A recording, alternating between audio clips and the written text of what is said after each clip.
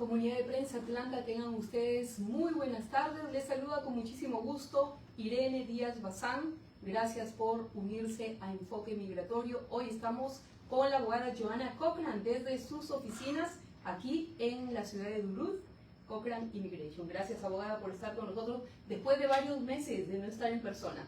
Sí, es correcto, sí. Buenas tardes.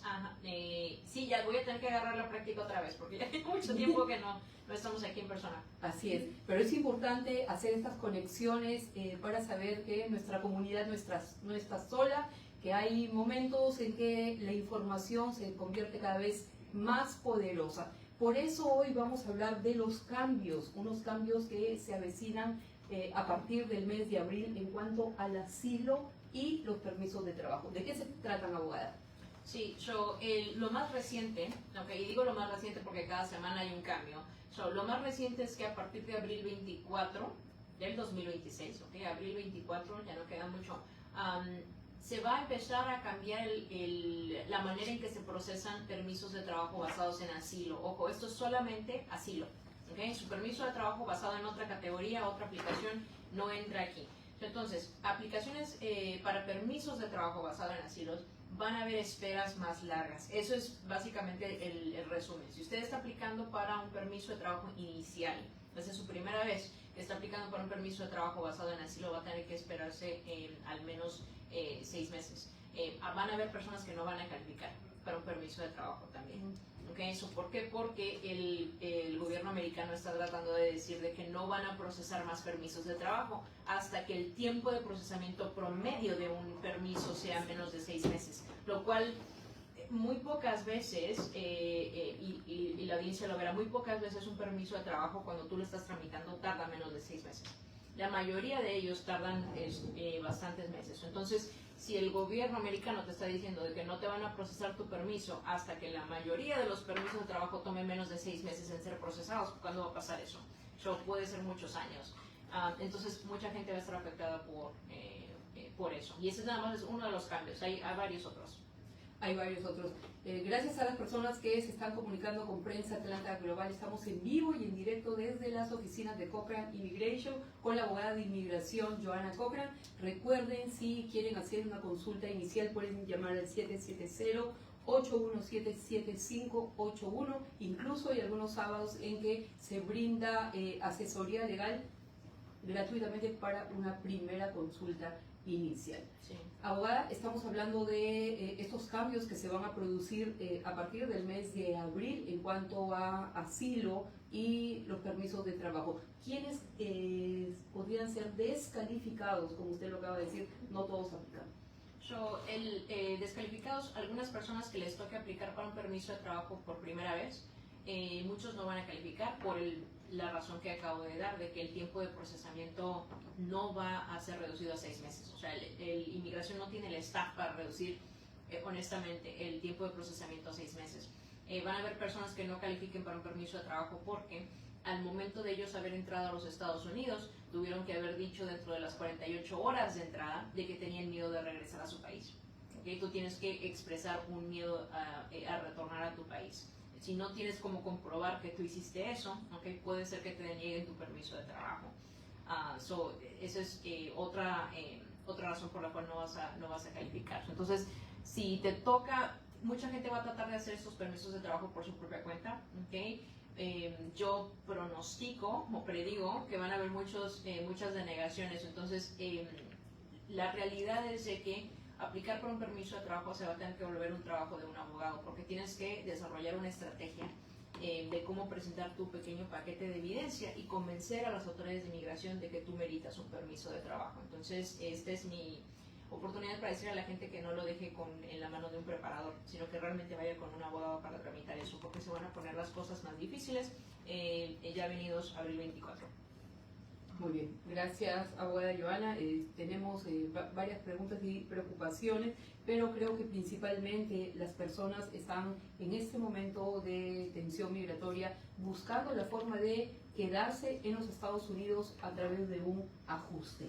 Y precisamente estos cambios hacen que la comunidad se sienta un poquito más reservada a saber si pueden aplicar para un ajuste de estatus migratorio. Una búsqueda de estatus es comúnmente o generalmente se le conoce como a residencia, ¿no? Estás aplicando para residencia permanente. No todo el mundo va a calificar para eso. Tiene que ser detalles específicos de tu caso, y usualmente es que tengas una entrada legal. Algunas personas van a tener que estar todavía en algún estatus legal para poder cambiar a residente, pero tienes que consultar eso con un abogado y ver si calificas para hacer eso, ¿okay? Eso porque no todo el mundo lo va a poder hacer. Excelente. Algo que usted acaba de decir también es hay que tener muchísimo cuidado con las personas a quien usted le confía sus trámites de inmigración. Como lo acaba de decir, hay personas que no son idóneas en la materia, un abogado sí lo puede llevar por ese conducto legal y profesional para revisar su caso e incluso representarlo ante un juez de inmigración, ¿verdad, abogada? Sí, uno también puede hacer aplicaciones, lo que estamos hablando ahorita, aplicaciones de asilo o ajuste de estatus, también los puedes hacer en frente de un juez de inmigración. Entonces, a veces la persona piensa que porque ya caíste en la corte de inmigración ya se te acabaron las avenidas para poder arreglar papeles, y no, la realidad es de que solamente la estrategia cambia. Es un fórum más formal, ¿verdad? Es más estricto porque esta vez es un juez de inmigración y no un oficial de inmigración. Pero todavía hay cosas que tú puedes hacer en la corte que incluso no las puedes hacer fuera de la corte. Entonces, no es para que se desaliente porque terminó en la corte de inmigración, es para que busque la asesoría de un abogado para ver qué es lo que usted puede hacer ahora que está enfrente de un tribunal. Muy bien. Si quiere hacer una consulta puede llamar al 770-817-7581. Voy a hacer un pequeño paréntesis para destacar lo siguiente. En una consulta inicial aquí en las oficinas de Cochrane, usted debe traer sus documentos, ¿verdad? Para que usted tenga por lo menos para que tenga un vistazo, un panorama general de cuál es el caso del cliente. Sí, se le recomienda a la persona que te traiga todos sus documentos. Yo sé que a veces la persona piensa que si te cuenta la historia que con eso tú vas a saber, y la verdad es que no. La gente no se da cuenta de que el consejo legal depende mucho de las circunstancias específicas del caso, de qué papeles le dieron, qué es lo que dicen esos papeles. Luego la gente piensa que un papel dice el nivel de inglés de muchos no es muy bueno, ¿ok?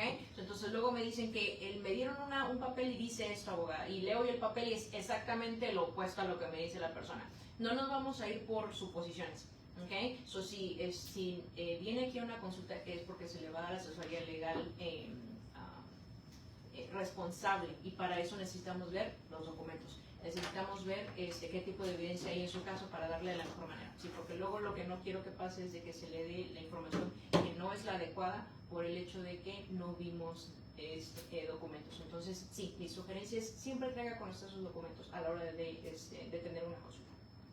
Nos preguntaban por WhatsApp si hoy por hoy hacer un trámite de asilo es un trámite más complicado que antes. Sí, es más complicado que antes. Exactamente. Es totalmente honesta, es más difícil ganar un caso de asilo el día de hoy, y por eso con más razón deberías de tener una relación cercana con un abogado, no con un preparador, porque mucha gente viene aquí ya después de que un preparador haya tocado las aplicaciones, y es muy difícil revertir los errores hechos por un preparador. Cada semana me toca al menos hablar con una persona que viene aquí después de que el preparador haya tramitado su permiso de trabajo, porque pensamos que el permiso de trabajo es lo más importante, y no lo es. Lo más importante, señores, es su aplicación de asilo, no el permiso de trabajo. Si le deniegan su aplicación de asilo, por ende le van a denegar el permiso de trabajo en un futuro. No se vaya con la idea de que lo más importante es el permiso, y por eso está usted buscando la asesoría de un preparador. Consulte desde el principio con un abogado para que se hagan bien las cosas. Excelente, gracias. Gracias por su profesionalismo y por ayudarnos a emitir información importante con suma responsabilidad, porque en estos tiempos, que quizá algunas personas incluso están desesperadas, están tratando de aminorar los gastos, y la verdad es que si usted confía sus documentos legales en estos precisos momentos de tensión migratoria, lo más probable es que incluso pueda devenir en una deportación, una expulsión y en una separación familiar. Y creo que la premisa en las leyes migratorias es mantener los núcleos familiares, ¿verdad, abogada? Sí, correcto. Sí, el objetivo últimamente es que tú permanezcas en los Estados Unidos, ¿verdad? Ese es el que para eso viniste, para estar aquí en los Estados Unidos. Entonces es contradictorio cuando le das tu vida, tu caso, okay, a una persona que no tiene la preparación. Estaba hablando con alguien, una de las otras abogadas aquí en el bufete, y me estaba diciendo de que una persona se refiere a los preparadores como especialistas de inmigración, ¿no? Que, que no son especialistas en eso. Serán especialistas en crear títulos falsos, porque eso no es un título verdadero. No son especialistas en inmigración. Una persona que no puede defenderte, en tu caso, enfrente a un juez de inmigración, no es un especialista en inmigración. No se vaya con promesas falsas de eso. Consulte con un abogado que realmente tiene experiencia en no solamente llenar papeles, porque eso no es lo que hace un abogado, sino de ir y defenderte enfrente de un oficial o enfrente de un juez de inmigración en un tribunal. Ese realmente es el trabajo de un abogado, no nada más llenar papeles. Muy bien. En días pasados estuvimos cubriendo, y me voy a un ángulo que probablemente usted lo podría estar experimentando, o un familiar que viene de Sudamérica, de Centroamérica, de cualquiera de estos países que se sienten alentados por cumplir el sueño americano. Pues resulta que hace unos días una periodista en Colombia, en su país, en Nashville, Tennessee, fue detenida al salir de un gimnasio. Ella estaba con su esposo. Fue una migrante con una visa de turista. Una visa de turista no es una visa de inmigración, mas sin embargo, en el proceso de adaptación a suelo estadounidense e intentando ejercer su carrera de periodismo, ella optó por hacer unos trámites con inmigración. Abogada, mi pregunta y el enfoque preciso para este tema es: una persona que viene con una visa de turista y decide quedarse en los Estados Unidos, se queda sin estatus. ¿Qué puede pasar? ¿Tiene razón inmigración, en este caso los agentes de ahí, de detener y privar de su libertad a esta persona? A ver, pero eso no es todo. Ella aplicó para ajuste de estatus con USCIS, Servicios de Inmigración. Ella tiene pendiente una aplicación de ajuste de estatus. Lo más probable es, y no soy la abogada de esa persona, ¿verdad? Ella tiene su propio abogado, estoy asumiendo. Lo más probable es de que esta persona sí termine ajustando estatus como residente. ¿Por qué? Porque mucha gente así hace. Llega a los Estados Unidos una visa de turista, se queda, pero tú calificas de todas maneras para residencia mediante un familiar que es ciudadano, ¿no? Entonces, estoy asumiendo de que ese es el caso de esta señora. Ella últimamente iba a ajustar estatus, pero en el interim, en el entretiempo de que ella aplica para residencia y que le dan una aprobación de residencia, la realidad es de que ella está fuera de estatus. ICE tiene la autoridad de detenerla si ellos quieren. Esa es la realidad. ¿Por qué? Porque estás fuera de estatus y ICE tiene jurisdicción para detener a gente que no tiene un estatus legal. Esa es ella. ¿Deberían de detenerla? Es otra cosa. No deberían de, porque ella tiene derecho a aplicar para residencia. Y probablemente lo va a hacer porque suena que es una persona que nunca se ha metido en problemas. Y que además está casada con un ciudadano estadounidense, tenemos entendido. Sí, entonces suena como que ella de todas maneras iba a arreglar para residencia. Lo que sí es de que ahorita ICE está, en mi parecer, y esta es mi opinión personal, están bajo una cuota de esta administración presidencial de estar deteniendo tanta gente que ellos puedan. Pero ¿cuál es la necesidad de estar deteniendo a esta persona que lo más probable es que va a ajustar a residente? No hay necesidad de estar haciendo eso, pero ahí está la presión de esta administración de estar deteniendo a las personas. Lo que le va a pasar a esta persona es de que si no llega a salir de detención, porque esa es otra cosa, tienes que aplicar por una fianza, si estás detenido, ¿verdad? Salir bajo fianza. Si no califica para salir bajo fianza, le va a tocar a ella aplicar para residencia, seguir peleando ese caso, pero ahora estando detenida. Todavía lo puede hacer, pero ahora las circunstancias han cambiado y que pues va a tener que hacerlo en detención en frente a un juez de inmigración, cuando realmente no había necesidad de estar haciendo todo eso. Y además es incómodo tratar de conservar tu carrera, seguir ejerciendo esta profesión que adquiere y que requiere tanto dinamismo, especialmente en el campo de acción. No me quiero desviar del tema, pero son casos que ya lo hemos visto particularmente también hace unos meses con un colega periodista de El Salvador que ahora está en su país. Las razones son sumamente distintas y los escenarios son muy distintos, pero es lo que está ocurriendo. Vayamos a otro tema, abogada, no sin antes le quiero recordar a nuestra comunidad, a nuestra audiencia, que pueden llamar al 77081-77581. Sigan a Cochrane Immigration. La abogada Joana tiene los días miércoles un programa donde responde a través de TikTok y también está en Facebook las preguntas de la audiencia. Así que hoy tiene su programa más tarde también. Sí, a las 4. A las 4, así que vamos a poner un poco de acelerador a esto. Pero quiero llegar a este punto que es sumamente importante. ¿Qué pasa con una persona, con un inmigrante que tiene un proceso pendiente y no se presenta o a una cita con un juez de inmigración en una corte o a estos lugares? Tienen un nombre, no lo recuerdo ahora, pero son un brazo de la agencia ICE y que están, incluso aquí en Duluth hay uno, donde constantemente las personas tienen que presentarse y firmar para demostrar de que están aquí presentes. ¿ISAP? Sí, ISAP. ¿Qué pasa si las personas no van a ninguno de estos dos lugares? Okay. Son dos cosas diferentes, porque cuando no vas a una audiencia que te programan en la Corte de Inmigración, si tú no vas, te va a dar una orden de deportación el juez de inmigración. No tiene que, el juez de inmigración puede darte una extensión, una prórroga para que tú regreses algún otro día, pero lo más probable, bajo este ambiente que se vive ahorita, es de que si no te presentas a tu fecha de audiencia te van a dar una orden de deportación porque abandonaste tu caso. ¿Okay? Entonces, eso es con el juez de inmigración. Ahora, si tú no vas a una fecha de reporte con ICE o ISAP, ¿qué es ISAP? ISAP es la agencia privada que trabaja con el gobierno de los Estados Unidos para monitorear a la gente que tiene grilletes, que tiene que reportarse por teléfono, que tiene reportes en persona. Si tú no asistes a ninguna de esas citas de reporte, ICE va a ir a detenerte. ¿Por qué? Porque eres un fugitivo ahora. No quieres cumplir con los términos y responsabilidades de tu reporte, ellos te pueden detener. El juez no te ha dado ninguna deportación, pero ahora te va a tocar pelear tu caso estando detenido porque no cumpliste con las órdenes que te dio la agencia de ICE. Muy bien, gracias. Imagínense, por faltar a una corte de inmigración puede terminar deportado. Pero me voy a ir por el otro ángulo. Hemos cubierto casos, de hecho yo sigo en contacto con estas personas, de esposas que han acudido en un núcleo familiar con sus esposos, con sus cónyuges a sus entrevistas de inmigración y ellos terminaron siendo detenidos y deportados. O sea, es un doble revés lo que puede ocurrir. Sí, no, es que acuérdense que es cierto, no es nada oficial, ¿verdad? No es oficial, pero de que hay una cuota para inmigración de estar deteniendo a la gente, no se exponga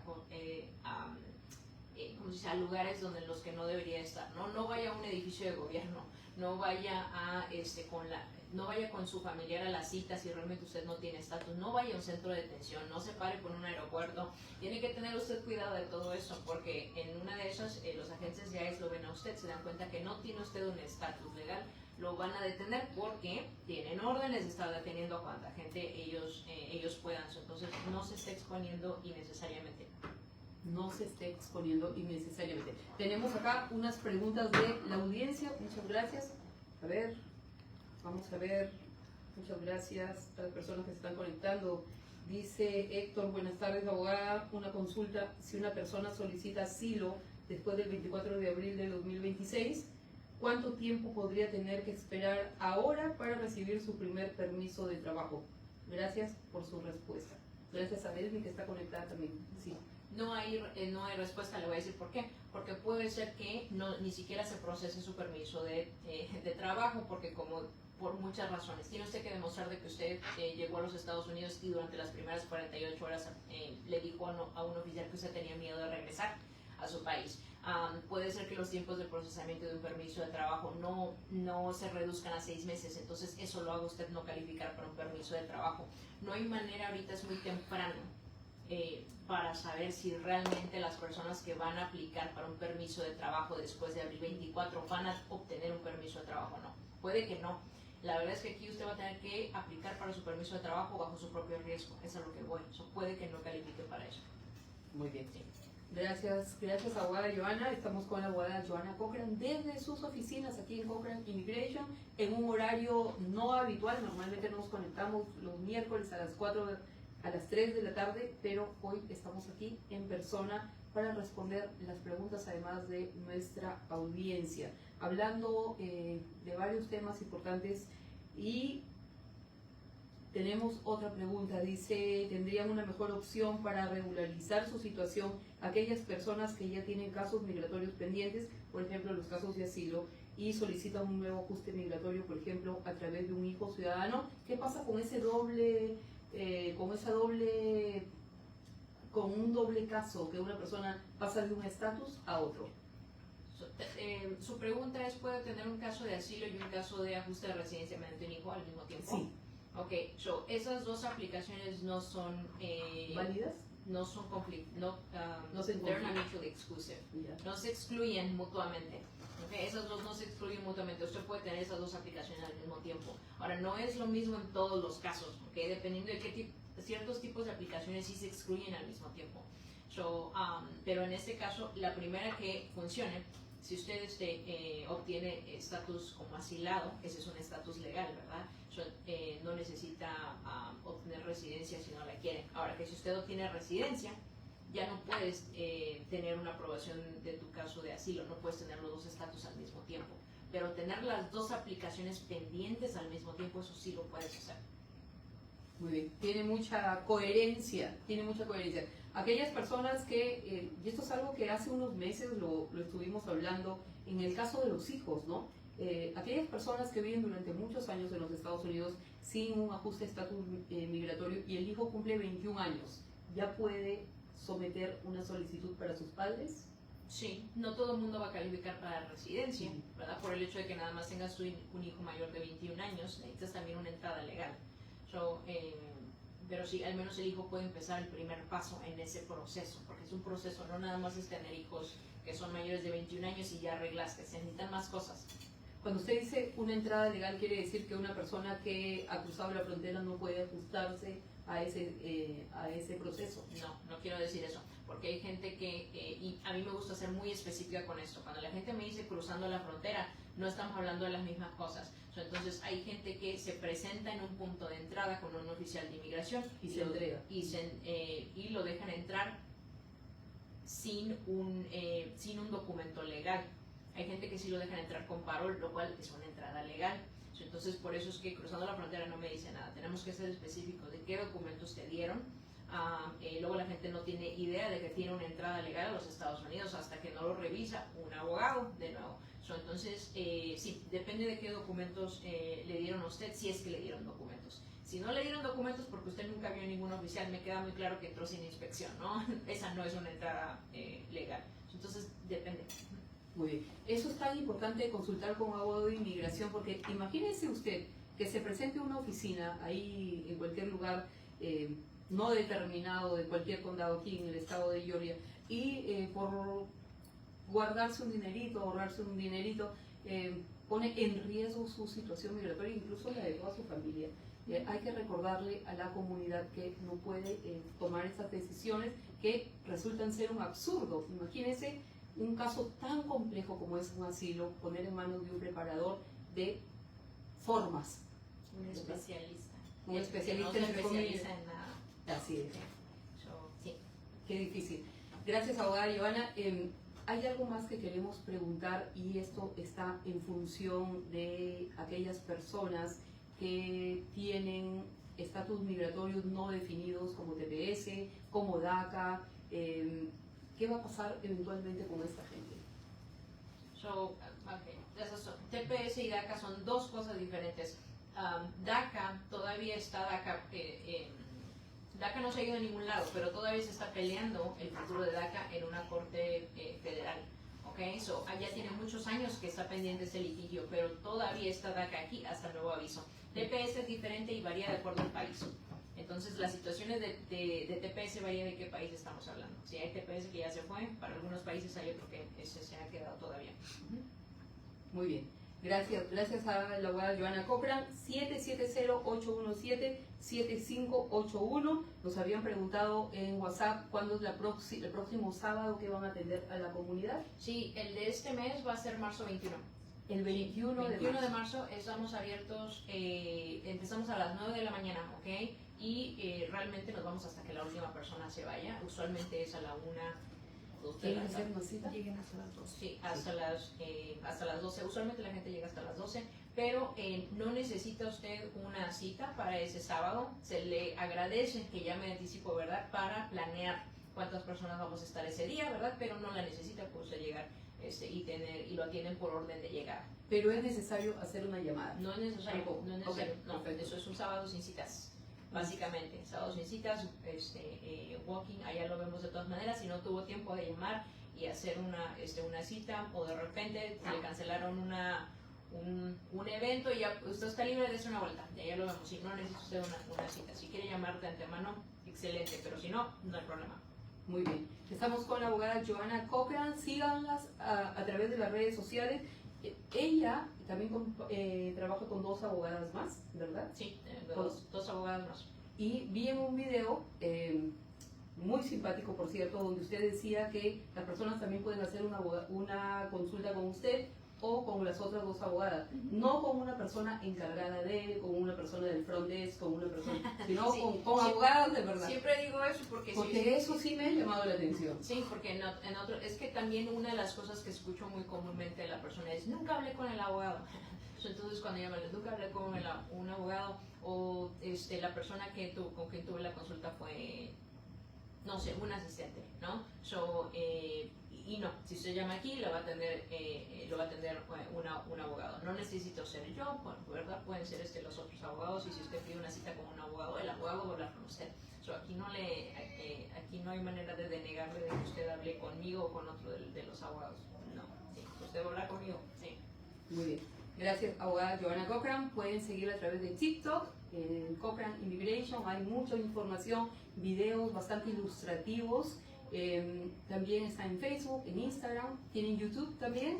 Así que hay muchos canales de información migratoria donde usted puede consultar e incluso identificar. Ahora, claro, y esto es algo que siempre aclaramos, las personas individualmente tienen procesos diferentes. Eso no quiere decir que el suyo sea igual que el del resto, así que para ello tiene que ser una consulta personal, y así como si estuviera en un reclinatorio de una iglesia, confesarse con el abogado y ahí decirle qué es lo que ha transcurrido en sus últimos años. Incluso personas, y esta es una pregunta que traigo de alguien que es de Colombia, no voy a decir su nombre, seguramente está conectado, personas que han tenido DUI, si es que podrían o no hacer un ajuste migratorio. Es una pregunta que yo ya se la he hecho antes, abogada en vivo. Mucho depende de qué tanto tiempo ha pasado desde ese DUI. Ya completó el DUI, ¿ok? Y es un DUI simple o es un DUI más serio. Compuesto. Sí. Compuesto de otros elementos. Sí, entonces sí, depende. Okay. No todo el mundo, he visto a la gente que se le tiene que decir que deje pasar más tiempo para aplicar para papeles, porque no ha pasado mucho tiempo desde que te metiste en problemas. Una persona que ha tenido un DUI en el pasado, digamos, necesita hablar con un abogado penalista para que retire cargos o para que revise esa información. Depende, sí depende, porque a veces no lo vas a poder hacer, ya ha pasado tanto tiempo que el abogado penalista no te va a poder ayudar con eso. Entonces, por eso es que es muy importante que cuando pasen las cosas, inmediatamente contactes a un abogado, no dejes tiempo pasar, porque luego ya no puedes hacer nada. Ya no puedes hacer nada, muy bien. Y este año, 2026, es un año particular en que seguramente muchas personas, y voy a cerrar con esto, no es una reflexión, es una pregunta para la abogada. Hay cientos de personas que son residentes permanentes hace muchos años y que están buscando su ciudadanía, lograr el paso final de la naturalización aquí en los Estados Unidos.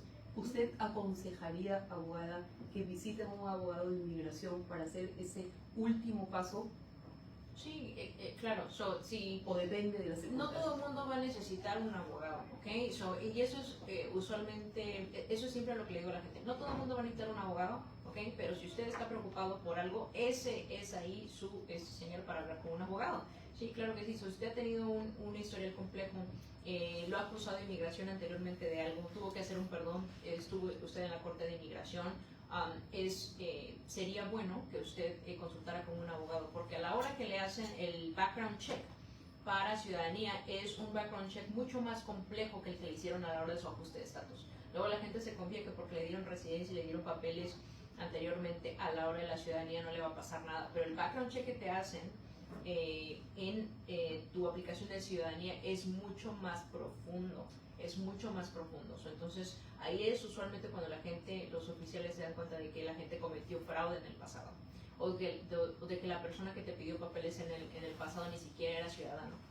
Ok, todo eso ha pasado a la hora de naturalizarse, no todo el mundo le va a convenir naturalizarse. Entonces, si usted tiene la mínima sospecha, okay, de que podría algo pasar mal, hable con un abogado primero.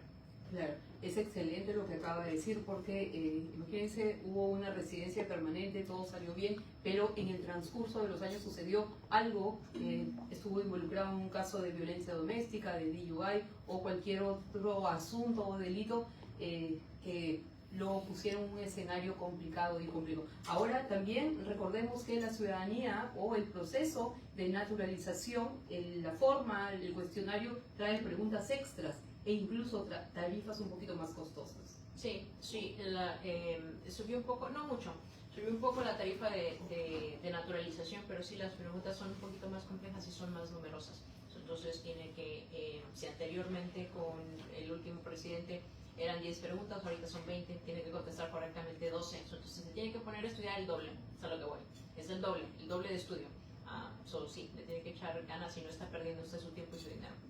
Y practicar su inglés, por supuesto, porque la entrevista consta de dos partes, la entrevista escrita y la entrevista oral, que probablemente es la más compleja porque es sentado frente a un agente de inmigración. Sí, la gente se pone nerviosa y entonces muchas veces la gente piensa que sabe inglés, pero al momento de que te ponen un agente de inmigración enfrente de ti, la gente te pone, ya no te acuerdas del inglés. Entonces no, tienes que estar muy seguro de que realmente sabes inglés para hacer eso, porque luego la gente se le olvida que hablan inglés. Ajá, sí, por los nervios. Por los nervios, muy bien. Y hacer esa dinámica, esa práctica, estudiar, leer las preguntas, releerlas. Y bueno, si tiene algo en su hoja de vida que cree que puede ser una mancha para evitar construir ese gran paso de la ciudadanía, pues recordar que tiene que visitar un abogado de inmigración. 770-817-7581, aquí con Cochrane Immigration. Recuerden, el 21 de marzo van a atender a las personas. No tiene que ser una llamada para hacer una cita, tiene que venir organizadamente, traer documentos en lo posible y bueno, seguir a la abogada Joana a través de las plataformas sociales. Ella es muy lista y muy rápida para responder las preguntas. Incluso Prensa Atlanta ingresa a la hora de su live para ampliar un poco más el conocimiento que podemos llevar a nuestra comunidad. Nosotros también compartimos las preguntas que la audiencia hace. Mucha gente se siente cohibida en este momento precisamente de quizá exponerse y preguntar precisamente porque no tiene una estabilidad migratoria, pero es importante hacer una primera cita inicial completamente clara. ¿Cuál sería su mensaje, abogada, para nuestra comunidad? Sé que usted ha dado advertencias de portarse bien, de no manejar ebrio, de evitar situaciones de violencia en casa o de participar en hurto, desde que firmaron la HB 1105 a través de, recordemos ese caso de Laken Riley, la estudiante de enfermería que lamentablemente murió por un cargo de homicidio con este venezolano que está implicado en la situación. Aprobaron esa ley HB 1105 y volvió mucho más intolerante el Estado ante la presencia de personas sin documentos. Sí. No, y pasó a segundo término, HB 1105, porque Laken Riley es a nivel nacional. Así. Realmente, pero digamos que fue el foco o la mecha que prendió el fuego.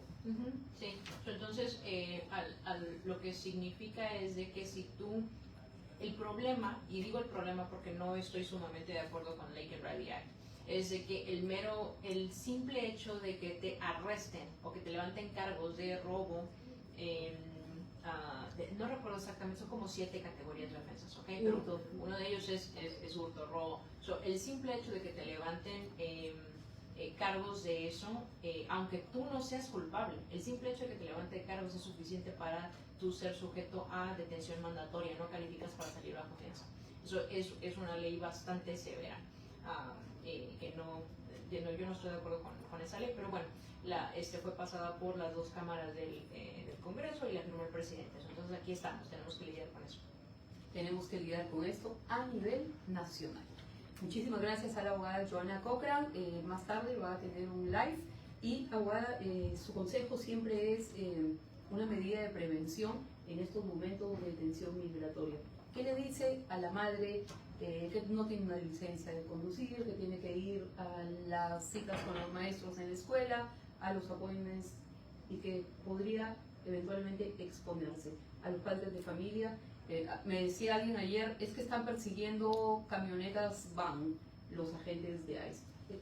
Este escenario que estamos Eso viendo. desde el principio del tiempo. ¿Sí? Ok. ¿Pero qué le decimos a esta gente? Tienen que tener cuidado. Es que yo no le voy a decir a la gente que no vayas a llevar a tus hijos al doctor. La gente va a hacer lo que tenga que hacer. Lo que sí es que tienes que tener cuidado de eso. Obviamente, si no necesitas ser tú el que haga ese tipo de cosas, pídele a alguien más que te ayude mientras tú mismo estás trabajando para hacer algo en tu caso de inmigración. ¿Sí? Pero la verdad es de que la gente tiene que usar su criterio personal de cómo conducirse en su vida diaria. Así es, su criterio personal, yo tampoco soy nadie para aconsejar, pero si puede tomar un taxi y evitar estas situaciones, lo deben hacer. Gracias, abogada. ¿Algo más que quisiera decir a nuestra comunidad de los próximos cambios, procesos? Una última Solamente que si pincelada. tiene usted una aplicación de asilo pendiente, ahorita es el momento de ir y consultar con un abogado, ¿ok? Porque hay muchas cosas que no se va a dar cuenta usted hasta que le toque su primera fecha de corte, en donde el juez va a querer terminarle el caso ahí y usted se va a quedar sorprendido. Entonces, consulte con un abogado porque han habido muchos cambios con respecto a aplicaciones de asilo y usted tiene que saber qué es lo nuevo. Muy bien. 770-817-7581. Puede llamar con entera confianza. Aquí hablan su idioma también y hacer una consulta inicial completamente gratis. Creo que esto es un bálsamo en este momento en que las personas están buscando una forma de hacer su ajuste migratorio. Pero recuerde, el profesionalismo, el conocimiento y la experiencia no se improvisa. Gracias, abogada, por estar con nosotros. Sí, Buenas tardes.